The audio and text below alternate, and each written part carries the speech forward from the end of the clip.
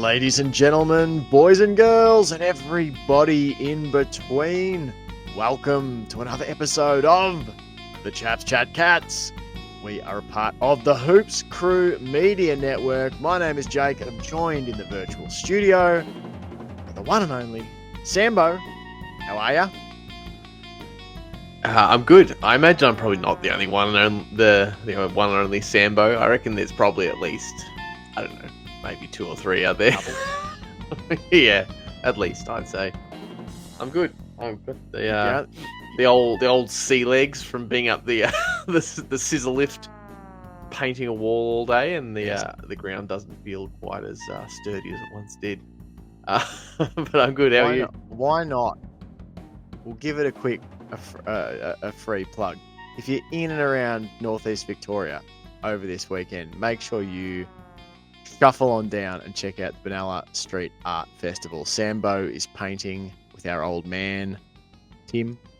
So make sure you get along. If you're anywhere in the vicinity of Benalla, there's a street art festival happening. Lots of great artists from all over the world. You should go and check it out. So there you go. There's a free plug. Especially on the weekend. On the weekend, there's food trucks and there's apparently like food trucks of Greek food and Korean food and all kinds of stuff down the foreshore of the lake. So I could plug the art, but I'm gonna plug the food because that's what I'm most excited for. Absolutely. We all know any festival or market type event, the most exciting part of it, no matter what else is occurring, is the food. Unless you're at the footy and it costs you a kidney to buy anything. Let's get into it. I'm well, but we need to hammer on. We need to hammer into Cats v Crows, round 2, the preview show. Big game. They're all big games.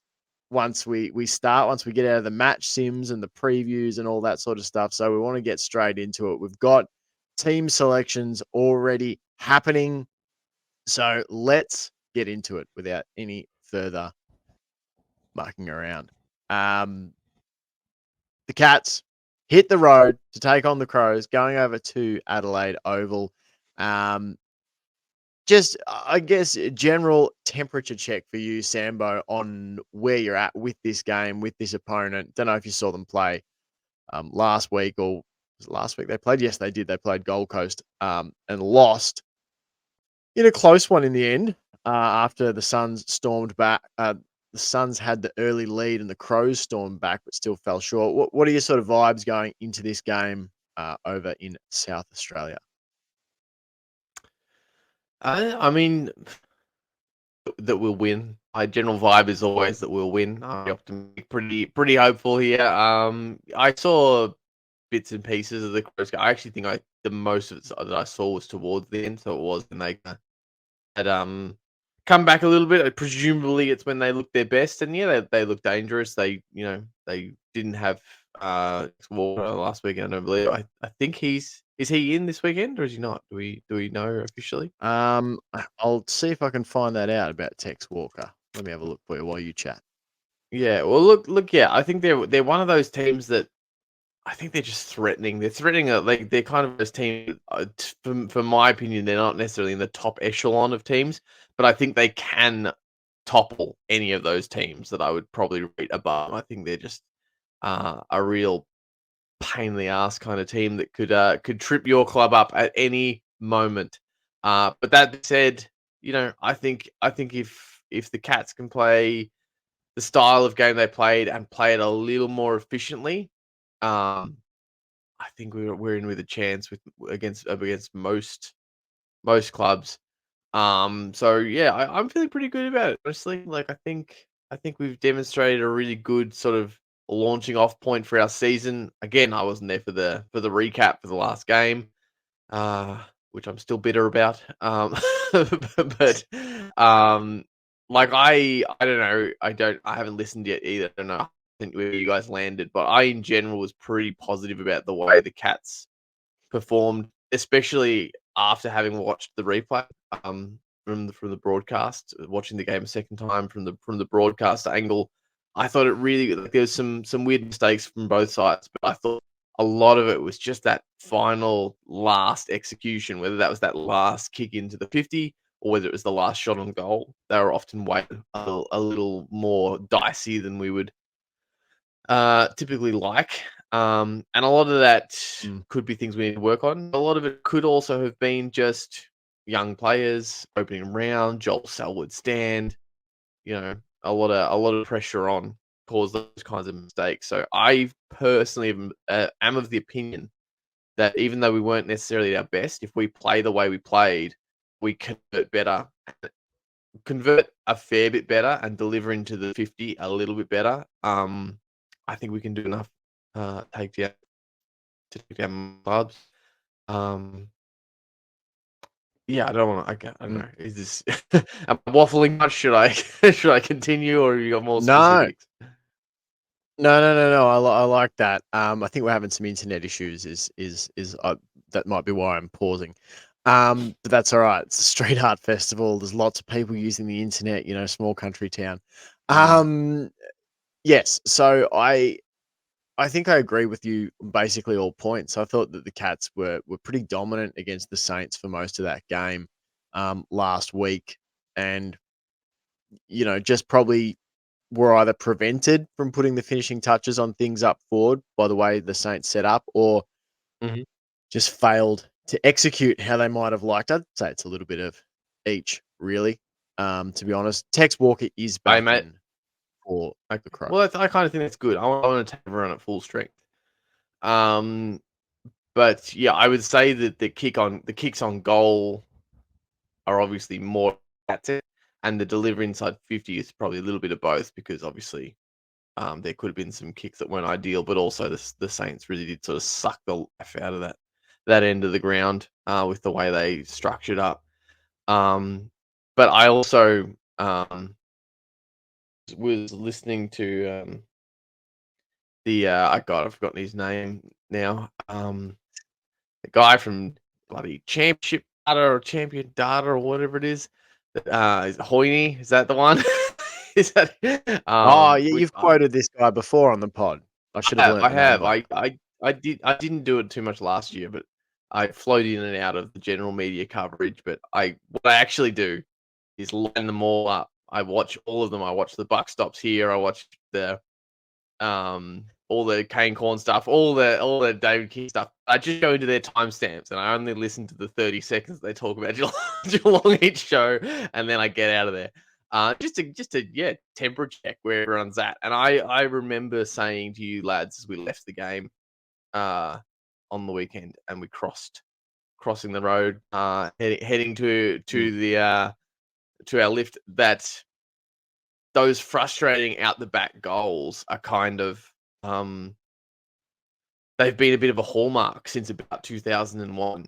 As the Cats started to change their approach a little bit. And it was just interesting to hear that backed up, but not in a negative way. And it's funny because it felt like he was speaking to us a little bit because Cats fans are going to have to get used to some frustrating runaway goals, some goals out the back. He said, get used to do things like, how is he free? Who was on him?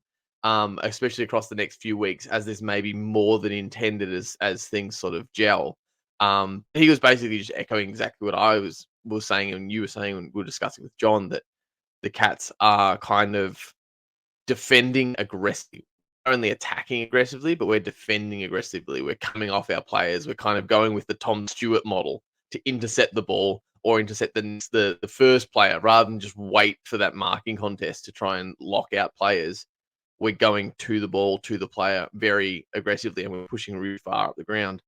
And I think that's the way that relates to this game basically is I think Adelaide are going to get some of those goals. I think we're going to get some pretty easy marks to Tex and co.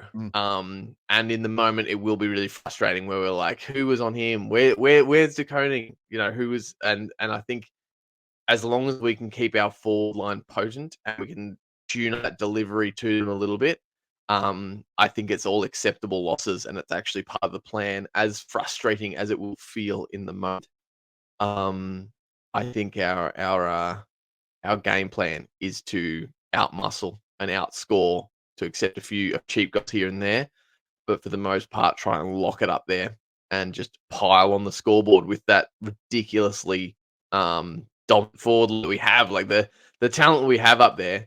Um, yeah, I think we should be able to outshoot anybody in a goal shootout. Mm. Yeah, especially now that you factor in prime Ollie Dempsey, Mm, which leads us nicely into some team selection. And it's why I thought it was appropriate to have thug Chris Scott down in the bottom right hand corner, because there's one change this week, and it is that Tanner Bruin is out. I think it was a mid-foot sprain is the exact wording. A low-level generalized mid-foot sprain. It's the most Geelong phrasing of an injury ever. um, um, the midterm part of his foot. So he's out. Oisin Mullen, the Irishman, comes in only a week after signing that extension to the end of 2025.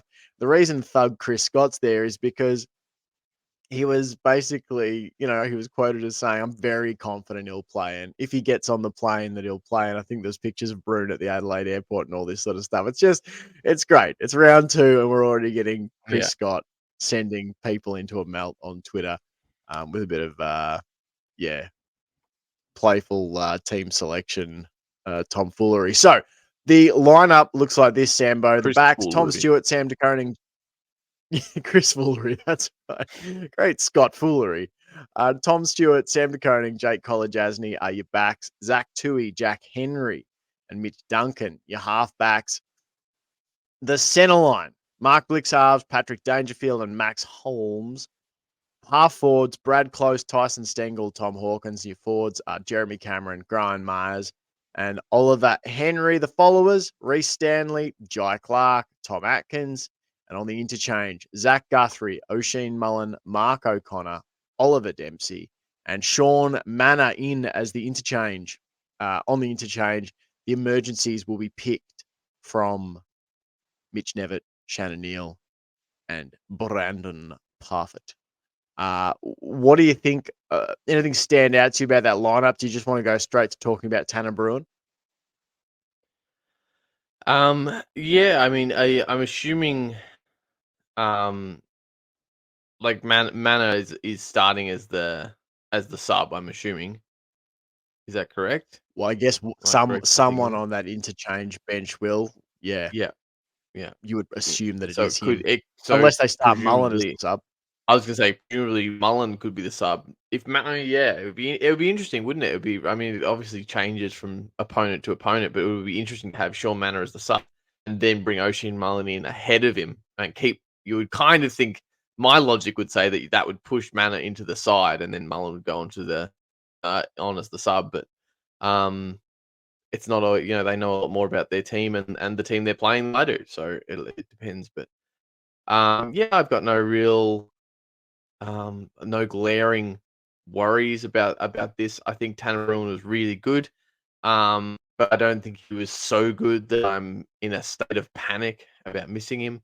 I'd be more worried if we were missing a Blixarves or a Home like a Holmes. Immense and pretty underrated actually too. Like I don't see him getting talked about a lot really after the after the game. And again, speaking about rewatching the game yet again on the replay, I'd already given him vote, but on the replay, it was I felt very secure in having given Holmes votes because he was especially when Geelong wasn't necessarily absolutely cooking. Like I love to look at that players Mm. that are playing well even when maybe the whole team isn't. And I thought he was one of them. I thought he was him and Tom's doing some really vital stuff when things were actually Mm. on the line and they're there to be won or lost. So he's sad to see Bruin out, but I'm maybe not as big of a fan of his game on the weekend as not that I had an issue with it, but as No. enamored with it as I think a lot of people maybe were. So I'm not too stressed about that personally. Keen to Smullen if he's not the sub or if he is the sub and he gets out there. We just talked about it in our Wednesday news wrap Mm. that I'm excited where he's at. I was super super happy with his prospects when we saw him but he's pretty green. So I think Mm. he by doing another off season, he's adding another 35% onto his football time, really, in one off season. So it's pretty Mm. exciting to think about where he could be at. Um, Mm. but yeah, that's kind of as far as that's where don't really have any issues or um glaring worries about this lineup. Would love to see Bruin and Rowan in there, but I've got the depth to cover it. Yeah, and I'm think I'm totally with you, picking up what you're putting down about Tanner Bruin in that, like, I thought he showed some development on what he did last year, but I think there was a bit of reaction like, "Oh, he's totally ripped the lid off it." Like, he's here and it's now. Then, the Tanner Bruin era is now. I really didn't feel like that. I thought that still at times the ball movement, he probably turned out of trouble, then turned into trouble, then turned out of trouble, then turned into trouble, and then had to, bomb it long down the line. I think sometimes, he's a young player, he's winning more of the ball, and that's great. That's what you want to see. He had good Yeah, clearance numbers, exactly. good tackle numbers. But in terms of what was actually happening, a few times it was like, turn out of trouble, maybe just look for that quick hand pass off to someone in a better position. You don't need to, gain 60, 70 meters on every play yourself. Bring your teammates Yeah, or into kick it. it I think backwards over your head just to move forward. yeah, exactly, exactly. So I think like his ball winning seems to be improving, which is great. Mm. His instinct of where to be and how to get out of trouble. It's just that I think he sometimes is weaving himself back into trouble, looking for that big explosive play when sometimes you just got to take your small profit and move on. But yeah, you obviously want him in the side from a development point of view to be able to continue. I'm And just excited from that that Jai sheer Clark, point of view. Sheer numbers of like if he's sure. got the ball, the opposition doesn't have the ball. So I do think that that's kind of the biggest benefit he brings at the moment. He's just a bit of a ball magnet, and he's getting a lot of it, Mm, and making it just that little bit harder position to take it and move forward. So it's something that we could lack, but I don't think he's at the point where he's like a game winner for us. no, no, no, no, definitely not. And I think in some ways that, this now, opens a bit of a platform for Atkins. It opens a bit of a platform for Jai Clark. Um, as I was talking with our good mate Jack on the road today on the way in for our run, and saying like, we were specifically talking about Norton from the Dogs, and people talking about, oh, how awful it is they've given him this long contract. He better kick 60 goals. We're both saying, well, if Jamara happens to kick like 60 and Norton kicks like 35 or 40, there's only so many goals to go around. And like saying that, like last week, I was probably one of those people who said, "Oh, Clark only actually had 12 touches. Who cares? Someone else got other touches." Do you know what I mean? Like Mm, there's only a X amount of numbers. Not all of your midfielders are going to get 25 plus. So yeah. it's just, I think now there's a little bit of space potentially for Clark to get his hands on the footy, maybe a little bit more, and show what he can do in that regard. His pressure was great last week. All right. So that is the team selection. I think that's about all I wanted to touch on there. I mean, um, I think it's about right. I think this feels like our best current lineup. You could probably quibble over the idea of like maybe you should get someone like Brandon Parfitt or Mitch Nevitt who have previous AFL experience into that 5 interchange players. Some people might prefer to have a Parfitt or a Nevitt as your sub. Um, maybe, but I think all in all, it's pretty good. I think Nevitt, Neal, and Parfitt are right on the cusp of being that next man up. But I'm pretty happy, like you said, with this team selection. So let's move on to what we want to see. Um, I'm going to start off here. Uh, going to take the initiative on this one. Um, I would like to see that forward 50 entry look just a bit cleaner.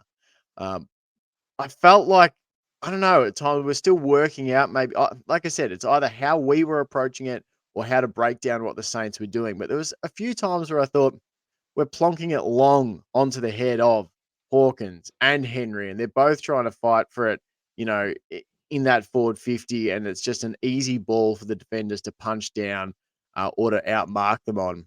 I would just like to see a little bit more of the Cats managing to find targets leading up at the footy and not having to, hoist it in on top of a pack. So that's one thing I want to see this week.